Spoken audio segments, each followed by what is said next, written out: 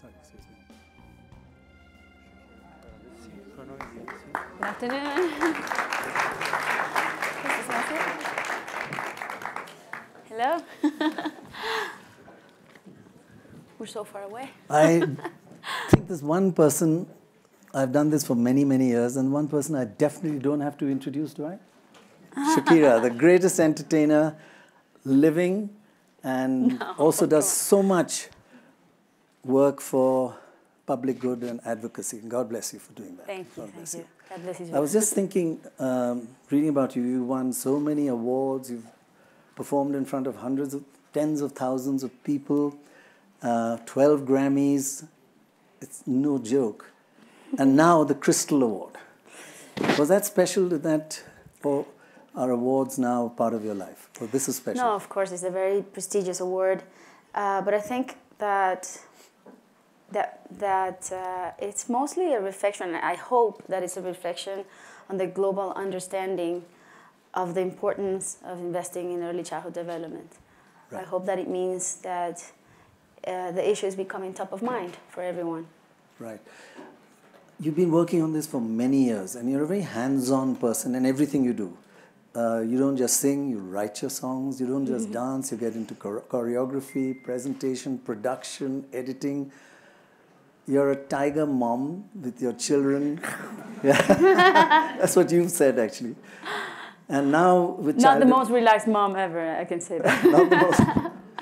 And now in child development, are you as hands-on? And are there lessons from your early years which you learnt and you're implementing now?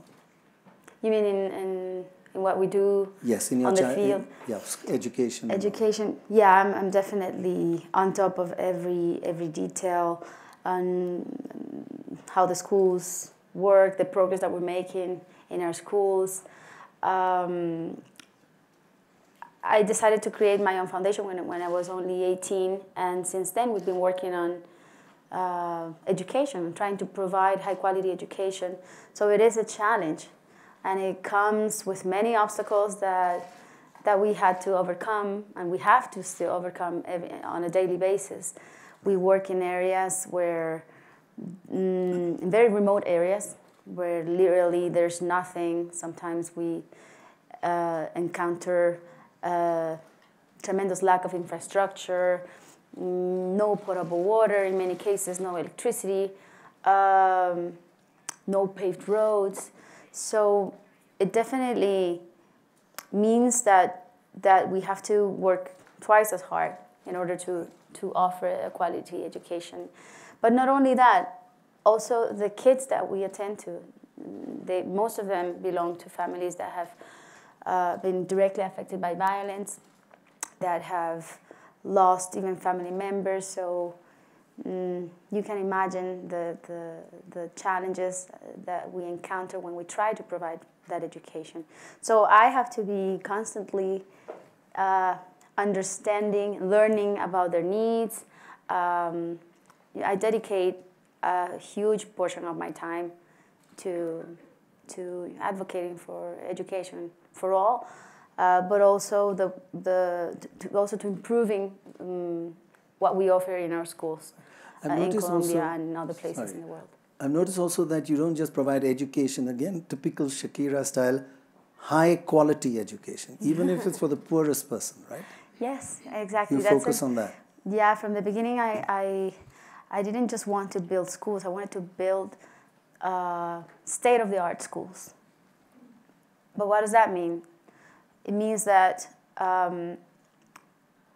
they had to be comprehensive, integral. They have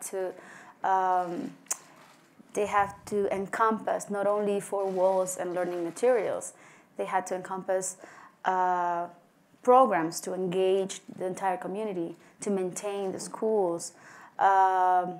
School feeding program is the cornerstone upon our programs in our schools are built. Upon which, I'm sorry, my English. Upon which our programs are built. I dare not even pronounce. It's definitely it's the center and the core of our work. You know, offering food in our schools is such a key vital element in order to keep the kids in school. So little by little, we were introducing other elements that were improving what we were offering, the kind of education that we were offering. You know, involving the parents, training teachers, and also even making available school sports facilities to the rest of the community.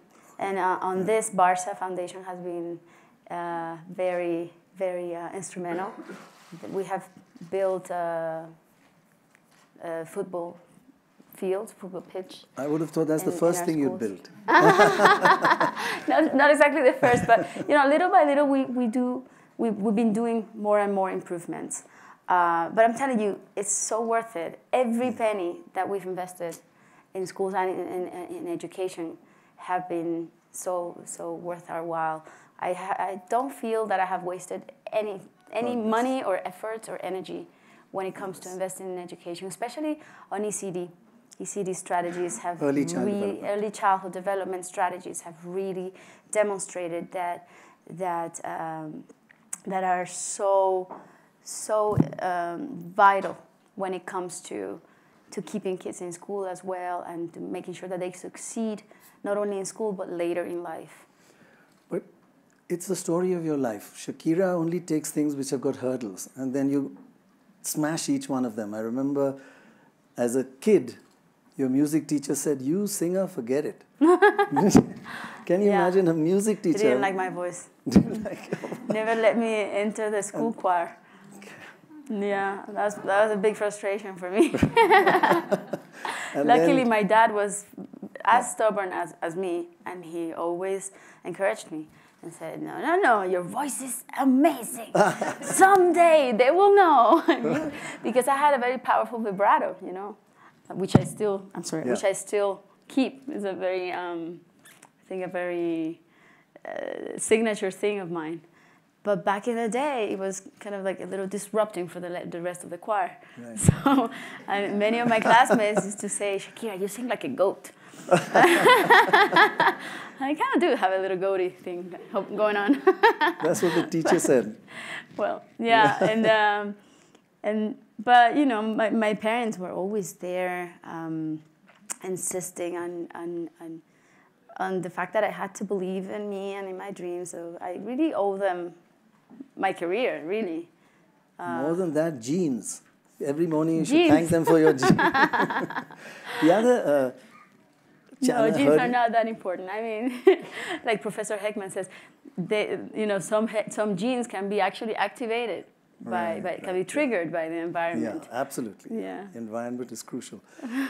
But I also remember when you switched to English, you were already a big star in Latin, most of Latin American countries. But then you switched to English, and Rolling Stone said, "Shakira, what are you up to? Crazy." Didn't you remember that?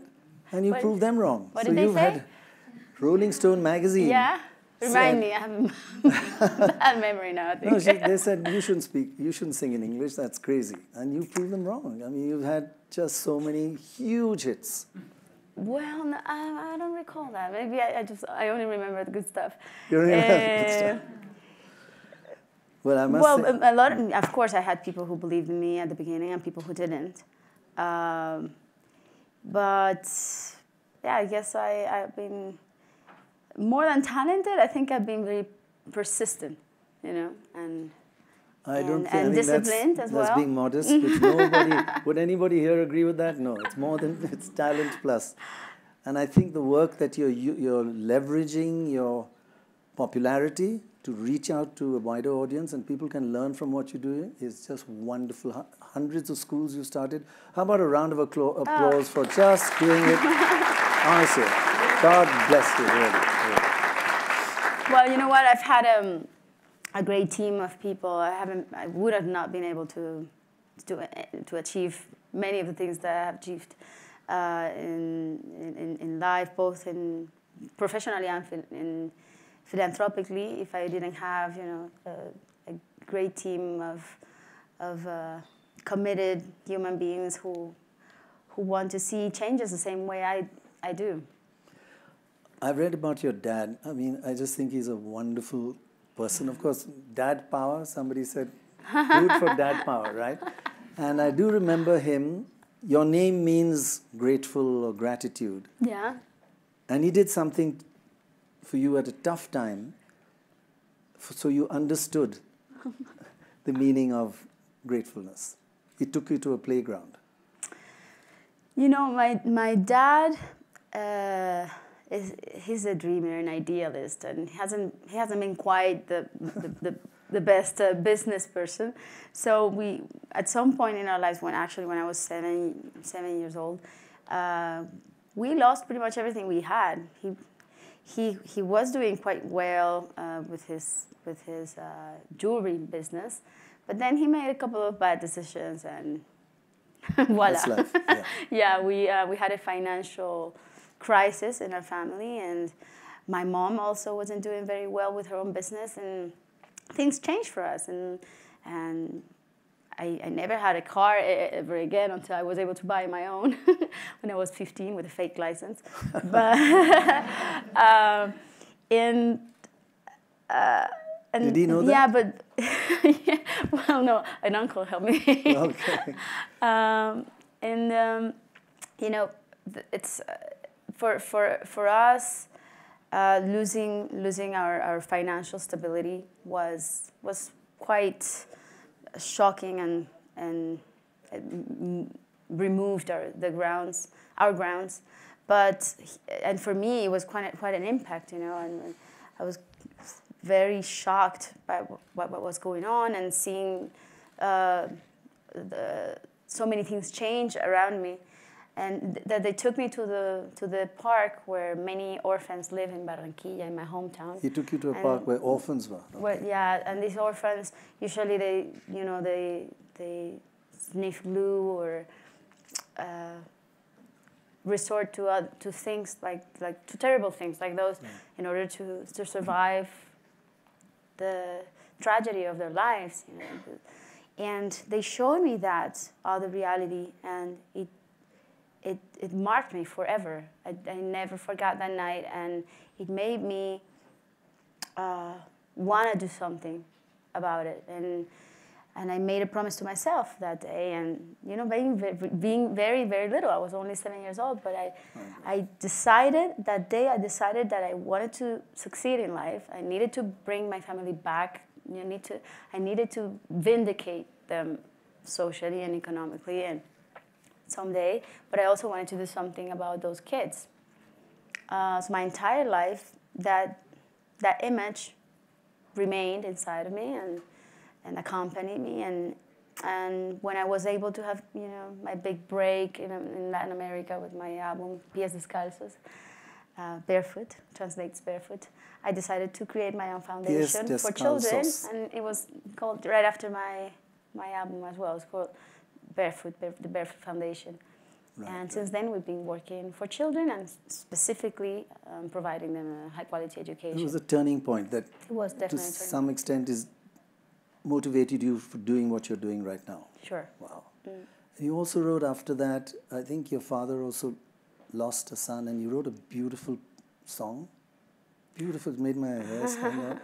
And Dark Glasses. Yeah, I think that was my first song. Yes. Yeah, when I was 8 years old. 8 years old. My first song, and actually it was included in my first album that was released when I was 13.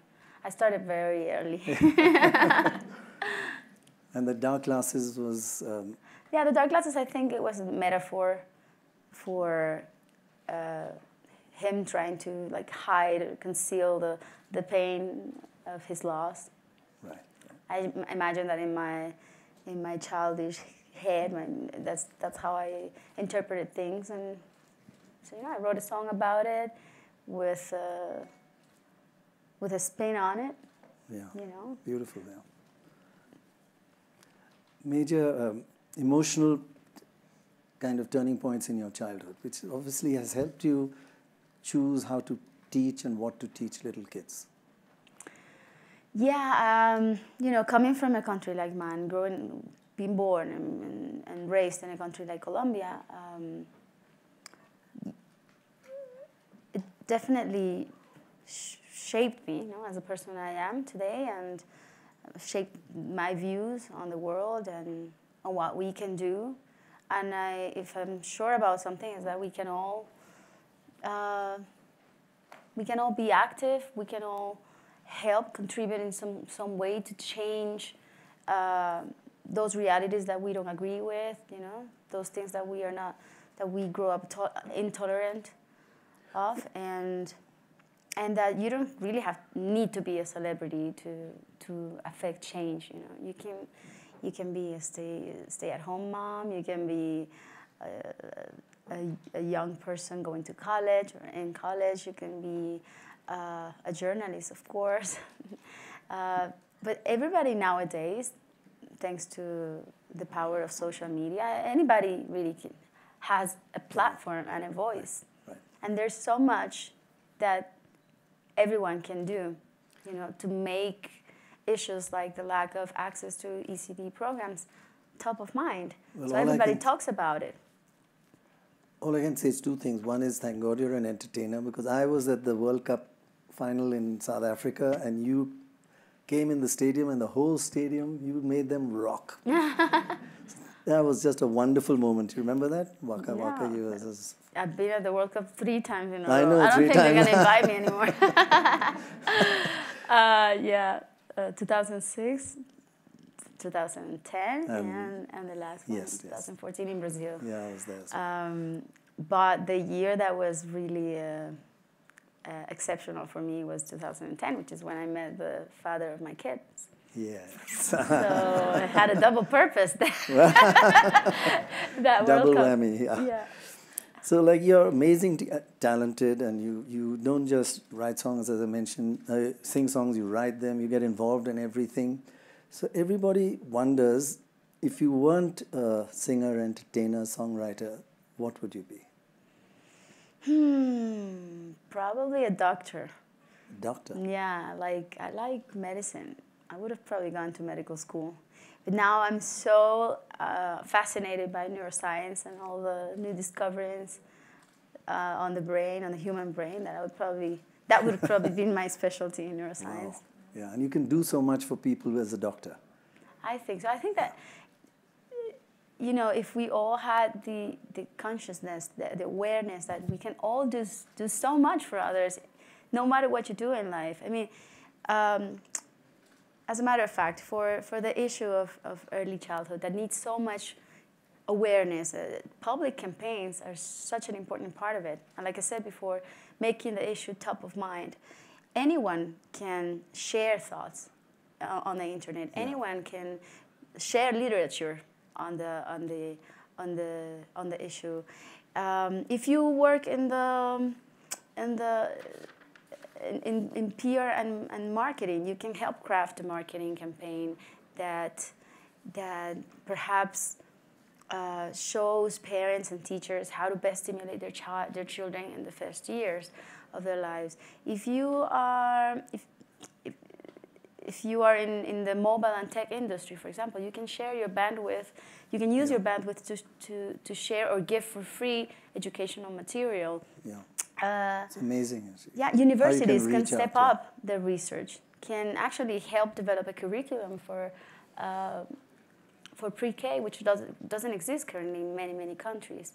So there is really so much that can be done. And like I said before, you don't have to be a politician or a singer-songwriter or a model. Nowadays you can reach out. To draw attention to these important issues. Or other causes that people really, that resonate with them.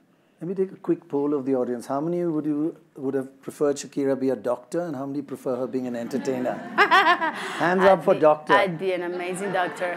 No, entertainer. How many really entertainer? Everybody entertainer. So just as well you did. I've always wondered, you had so many... I'd be a sexy doctor, though. I'll put my best effort. I've always wondered, one famous song which you wish you had sung. There's so many songs that I sometimes feel like, oh, damn, I wish I would have written that one, you know? It happens often. I think it happens to all of us singers, and that we wish we would have had those songs. would have thought of that one first. Such a brilliant idea. You know, I can't think of anything right now, but Just one? I do get that feeling often. You do get it? Yeah. You used to sing, and now, fortunately, it's my generation. I can see a few. Elvis Presley, Always on My Mind. Oh, that's an amazing song. Yeah, you used to sing. You sang it beautifully. Yeah, I Want to sang sing it one once line? for an VH1 special. Yeah. The Divas. I remember vividly because it was Mariah Carey. There was Yes. Melissa Etheridge, Mary J. Blige. One? Cher was there. Yeah, she's amazing. And we were all singing like classic songs.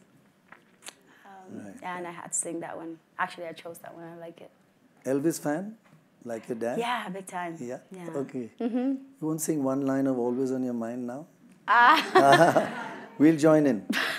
Ready to join in? Of course, they're all we ready? join. You were always on my mind. You were always on my mind. That's it. Amazing. Wow. Beautiful. I'm Wow, shy. that was really good.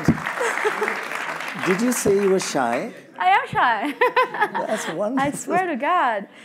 I mean, I gotta have the everything ready, the proper stage, the band in the back. Everything has to be ready for the whole production. But when I'm in the middle of like a small group, I get a little shy.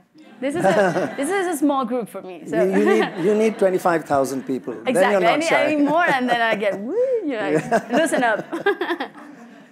Now, I've always wondered, in your generation, our generation, me and your dad, same generation, haven't left you the greatest world. It's polluted, climate change.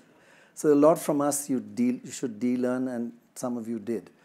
Now for the kids you're teaching, back to child development, what of your generation should they not learn or de-learn? I agree with you. I think that my parents' generation and generations before them had to deal with so much suffering, and they struggled so much that perhaps they grew immune to human pain, and those images of destruction became commonplace for many of them, and perhaps they accepted or assumed that they couldn't change the reality that they were brought up with, that they were unchangeable truths. So I would certainly hope that my kids don't feel that way, and that they There's no know such thing that as they an unchangeable truth. Exactly, you can't change anything. Of course, that they can really be agents of change. They can be the architects of their own destiny, our common destiny as a human race, and that they can really contribute something to society. I think that indifference is the worst, and complacency is the worst enemy of progress. So there's one thing that Shakira has promised to tell us in a couple of minutes, one secret in her life that she's never told anybody, and she's going to tell you guys now, even though you're not 25,000 people. Secret. But before you say that, influences in your life, these turning points, 2 or 3 of them that affect your child development, your approach to child development. In your personal life, 3 influences, your turning points that you think, look, I want the kids I teach not to go through that or to learn from that. Well, I know that, for example, I was born and raised also in a country at war. My country, I saw an internal conflict surrounded me for. By the way, I do want to years. say to everybody, Colombia is the most beautiful country in the world. You're a big most fan. Underestimated. People don't know enough about it. If you can go there, gorgeous country and wonderfully friendly people. Sorry, I interrupted. It's beautiful. It's true, and its people are the best, I think, Yeah. because they're the best the country has to offer. Really, they make you feel at home, right? Yeah. I'm just bold. Our whole family was just looked after by a family Colombians who gave up their life for that. You know, wonderful. But you were saying. That's very sweet. I love it when someone speaks so highly of my country. Oh. But what were we talking about? Influences in your life. It's called post-pregnancy brain, but it has lasted like 4 years in my case. Couple of influences in your life which you make sure your children, that you've learned from and you don't want them to go through it, and you make sure in your teaching. Well, violence mainly. I grew up in a very violent country, and now all Colombians, all more than ever, are hopeful that our kids and the newer generations and generations to come will be able to live in a peaceful environment where they can flourish. And however, I'm convinced that if we do want long-lasting peace, real sustainable peace, we need to think of how important it is to achieve a commitment from all sectors of society. You know, not only the public sector, not only the government, but also the private sector. They have a great responsibility and a critical role to play. And also all sectors of society, we all have to be committed to give equal opportunities to the poor. And if you offer equal opportunities to the poor, then we're talking about a more prosperous and stable country, and a more prosperous and stable world. So you teach I them do hope that my kids understand that. The bigger picture as well. The bigger picture, and how important it will be for them to be committed to make a better world, you know, to leave this world better than we found it. And that's actually the secret, the only secret I can think of, things I haven't said before, is that I secretly hope that my kids can become humanitarians. Of course, your own children. My own children, yeah. I don't know exactly for what causes, or I will never push anything to them, but I just hope that they are aware of the power that they can have as human beings. Right. In this new world that we're building, because it is a completely new world. I mean, we're going through the fourth industrial revolution. You know, everything is changing, and new realms are opening up in front of ourselves, ahead of us. But it also comes with many challenges. I mean, existing models, economic models, are being disrupted, and from here to 2050, there will be massive growth of population, and there will be starvation if we don't feed 9 billion people. So we have to find smart ways, strategic ways to sustain our planet. Climate change, unemployment, so many things. And you want your children... Well, my children and all the children in the world, those 250 million kids who are at risk of not receiving enough access to stimulation, education, nutrition, all of those elements that are going to be so vital to prepare them for what's coming. That's beautiful. I mean, we're already here, and we are already facing so many challenges. But there are more to come, and our kids, not only my kids, your kids, and those 250 million kids who are at risk, need to be prepared to face them in smart ways, strategic ways, and for that, they all need access to education and information. Absolutely. That's beautiful, and something's going to make everybody angry. I've been told we've run out of time. Oh, you're not going to talk forever, especially when it comes to Lichazo. God bless you. So you want your children not to be entertainers, but to change society. His dad's going to kill me because his dad wants one of them to be a football player, but I don't know about that. No, but really, whatever they do in life, even if they dedicate their lives to making shoes or whatever that they feel passionate about, they can put it at the service of social good, and they can find creative ways to solve social problems, and we all can.